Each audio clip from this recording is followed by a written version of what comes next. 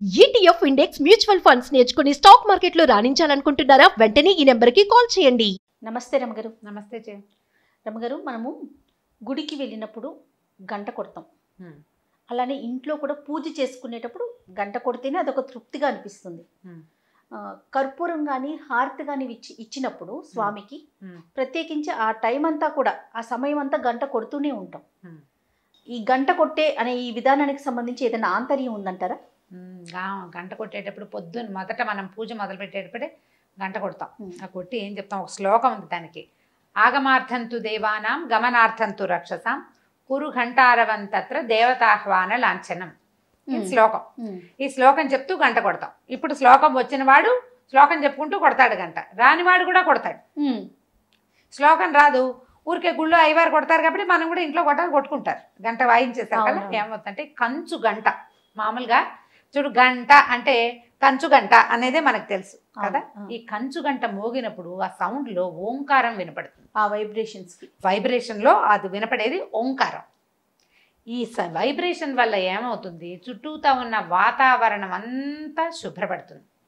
ఆగమార్థంతు దేవతలు రావడానికి, గమనార్థంతు రాక్షసం అంటే రాక్షసులు ఏదైనా నిశాచర గణం ఉంటే అది వెళ్ళిపోవడానికి.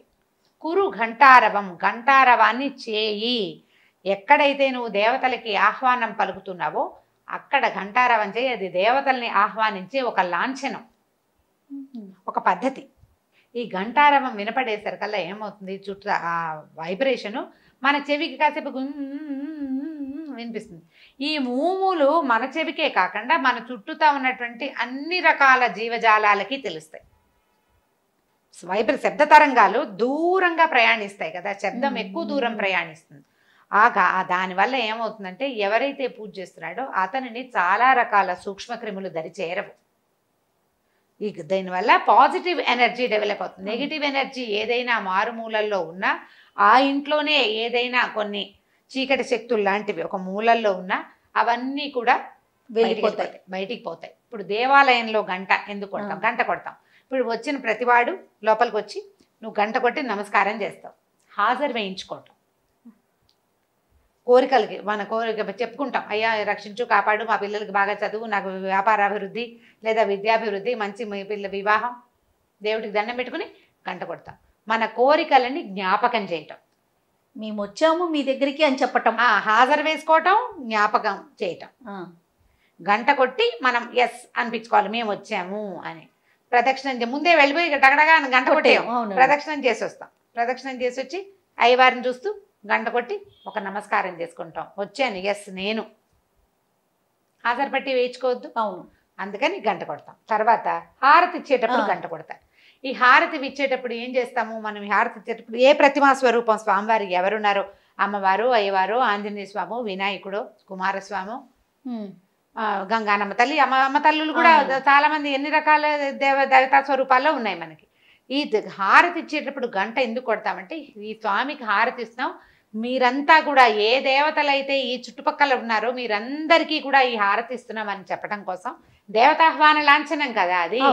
వారందరికీ కూడా కనపడే ఈ ప్రతిమా రూపంలో ఉన్న అమ్మకో అయ్యకో అనే కాకుండా ముక్కోటి దేవతలకి, ఆ సమీపస్థులుగా ఉన్న ప్రతి దేవతా స్వరూపానికి, ప్రతి దైవశక్తికి హారతి ఇస్తున్నామని చెప్పడం కోసం ఈ గంట మోగుతూనే ఉంటుంది. ఇది ఇలా ఇలా ఇలా ఇలా అంటుంటాం, ఈ చేయి తిరుగుతుంది, ఈ చేయి తిరుగుతుంది, ఇది ఇలా ఇలా అంటుంది. ఈ గంట మోగేసరికల్లా ఏమవుతుంది, వాళ్ళందరికీ కూడా హారతి ఇచ్చినట్టు. వాళ్ళందరినీ కూడా ఈ వెలుగులో మమ్మల్ని కరుణించండి, ఈ వెలుగులో మా ఎడ సుప్రసన్నులుగా ఉండని భగవత్ ప్రార్థన చేయటమే అందులో ఉన్న లక్ష్యం. రెండోది, గంట కొట్టేసరికల్ ఒక శ్రావ్యం అనేదో పిచ్చిగా మోగదు. అది ఎట్లా ఉంటుంది, సుశ్రావ్యమైన స్వరం. అది లోపల ఉన్న చింతలు, భయాలు, బెంగలు అన్నీ వెళ్ళిపోతాయి. గుడిలోకి వెళ్ళేసరికి ఎలాంటి ప్రశాంతత వస్తుంది, మనకి సంతోషం వస్తుంది. అప్పటిదాకా ఉన్న చింతావంతా అన్నీ పోతాయి. ఆ కాసేపైనా మనశ్శాంతి పడుతుంది. ఒక్కసారి ఈ బ్రెయిన్ లో ఉన్న మొత్తం మనని పట్టేసి ఉంచుతుంది చూసావా, కొంత చింత, కొంత కష్టం, ఇబ్బందులు, శారీరక మానసికమైనవి, వైవాహిక బంధంలో ఇబ్బందులు, సంసారాల్లో బాధలు, ఆఫీసుల్లో ఇబ్బందులు, మొత్తం ఒక్కసారి దూది పింజల్లాగా ఎగిరిపోతాయి ఆ శబ్దం. ఆ గణ గణ గణ గణ గంట మోగుతుంటే ఎట్లా ఉంటుందంటే అది లోపల మోగుతున్నట్టు పటాపంచలు అయిపోతాయి. మొత్తం ఇబ్బందులన్నీ వెళ్ళిపోతాయి బయటికి.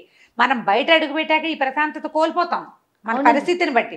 కొంతమందికి ఉంటుంది, ఎక్కువ ఇబ్బందులు లేని వాళ్ళు గుడికి వెళ్ళొచ్చాం ప్రశాంతంగా ఉంది ఈ రోజంతా బాగుంది అని, అందుకని పదే పదే గుళ్ళో దర్శనం చేసుకోవాలనుకుంటాం. ఆ గంట వల్ల ఆ ప్రశాంతత వచ్చేస్తుంది. ఆ గంట, ఆ హారతి, దేవాలయంలో వచ్చేటువంటి ఆ లోపల ఉండేటువంటి చిత్రమైన సువాసనలు, తులసి పువ్వులు, కర్పూరము, వాటి యొక్క వాసనలు, దేవాలయపు వాసన ఒక డిఫరెంట్ ఒక డిఫరెంట్ లోకంలోకి తీసుకెళ్ళిపోతుంది. అవునండి. ప్రపంచంలో ఉండే అన్ని చింతలు ఒక దెబ్బకి దూరం అయిపోయినాయి. ఇందులో అడుగు పెడితే చాలా అన్నీ పోయినట్టే ఉంటుంది. 2 సార్లు వెళ్ళి మనకు తెలుసుకున్నాం అనుకో, మళ్ళీ మళ్ళీ అక్కడికి లాగుతుంది ఆ ప్రశాంతత కోసం. ఆ ప్రశాంతతకి చాలా పెద్ద స్వరం ఏంటంటే ఈ గంట. ఇప్పుడు కొంచెం కోవిడ్ సందర్భంలో కొట్టనివ్వట్లేదట. స్వామి లోపల హారతి ఇచ్చేటప్పుడు అయ్యవారు కొడతారు హారతి గంట. సాధారణంగా అయితే మనకి అయ్యవారు హారతి ఇస్తూ ఉంటే బయట ఉన్న భక్తులే గంటలు పైన కొడతారు, వాళ్ళ చేతిలో గంట వాళ్ళు కొట్టుకుంటారు, వాళ్ళు హారతి ఇస్తారు. వీళ్ళు ఇక్కడ బయట ఉన్న వాళ్ళు గంట కొడతారు. అది ఏంటంటే ఒక సంతోషం, ఒక ఆనందం, భగవత్ సేవలో మనం కూడా భాగస్వాములం అవుతున్నామనే సంతోషంతో మనం గంట కొట్టాలనుకుంటాం. మనకి సౌత్ ఇండియా అంతా గంట కొడతాం చేయాలి. నార్త్ ఇండియాలో చప్పట్లు కొడతారు, చేతులు 2 పైకెత్తి శరణాగతి చెప్తారు. నువ్వు శరణ పొందావు, మేము నువ్వు నీదేనని. ద్వారకా ఆ వైపు వెళ్తే హారతి ఇచ్చేసరికి లహరో కృష్ణ అని వీళ్ళంతా ఏంటి బోలో కృష్ణ భగవాన్కి జయ జయ శ్రీకృష్ణ అంటారు. 2 చేతులు మొత్తం ఉన్న జనమంతా చేతులు పైకి చెప్పి ఎక్సర్సైజ్ చేసేటప్పుడు ఎట్లాగో ముందు చప్పట్లు కొడతారు, తర్వాత 2 చేతులు పైకి ఎత్తారు. మనకి శరణాగతి అంటే మనకి నమస్కారమే. అవును, గోవిందా గోవిందా అన్నా కూడా నోటితోటి ఎక్కువ ఉంటాం, కానీ 2 చేతులు నెత్తి మీద పెట్టుకుని చెయ్యం, తక్కువ చేస్తాం. నార్త్లో మాత్రం అసలు ద్వారకలో అయితే వెనకాలన్న వాళ్ళకి ఏమీ కనపడదు, చేతులు ఎత్తటమే శరణాగతి. నువ్వు తప్పిస్తే దిక్కు లేదు, మొత్తం మా తాలూకు ఆద్యంతాలు నీకు అంకితమైపోయాయని చెప్పటం అన్నమాట. ఆ గంట మనని అట్లా అందులోకి తీసుకెళ్తుంది, శరణాగతిలోకి. భగవంతుని శరణులో ఉన్నామన్న భావనని మనకు ఆ గంట శబ్దం కలిగిస్తుంది. అందుకని వేరు అందంగా ఉన్న గంటలు కొనుక్కుందాం అనుకోరు ఎవరైనా సరే. కంచు గంటే కొనాలనుకుంటారు. మళ్ళీ ఆ గంటకి చెప్తారు దాంట్లో కొన్ని దేవతల ఇవి కూడా ఉంటాయంటారు. ఈ గంటలో ఆ గంట నాలుక ఏదైతే శబ్దానికి కదులుతుందో అది సరస్వతీదేవని, గంట యొక్క ముఖం బ్రహ్మని, గర్భం రుద్రుడని, ఆ పిడిలో నందీశ్వరుడు గరుత్మంతుడు ఉంటారని, తర్వాత గంట యొక్క కొసలో వాసుకి ఉంటారని అట్లా చెప్తారు. కొన్ని మన పురాణాల్లో అలా చెప్పబడుతుంది. ఇప్పుడు ఏ గంట అయినా సరే మనం దేవతా అర్చనకి వాడేది ఏ గంట అయినా సరే అది భగవత్ స్వరూపం. దాన్ని కింద పెట్టము, కొంచెం ఎత్తు మీద పెడతాము, ఎప్పుడు ముట్టుకోకుండా ఉంటాం, పిల్లల్ని ఆడుకోవడానికి ఇవ్వము, కేవలం దేవతా స్వామానికి మాత్రమే అప్పుడే పూజ అప్పుడే వాడుకుంటాం, అంటే ప్రత్యేకంగా చేస్తాం కదా. గంటను కూడా శుభ్రంగా జాగ్రత్తగా ఉంచుకోవాల్సిన వస్తువు, చక్కగా తోముకోవటం, దేవుడి దగ్గర పెట్టుకోవటం, ఒక శ్రద్ధ అంతే. దానివల్ల మనకు పాజిటివ్ ఎనర్జీ వస్తుంది, నెగిటివ్ ఎనర్జీ దూరం అవుతుంది. కాబట్టి దేవాలయంలో గంటలు అందుకు కొడతారు. మనం ఇంట్లో కూడా గంట మోగిస్తూ హారతి కనుక ఇచ్చిన, గంట మోగిస్తూ పూజ ప్రారంభం చేసుకున్నా కూడా మనసు ప్రశాంతంగా అవుతుంది.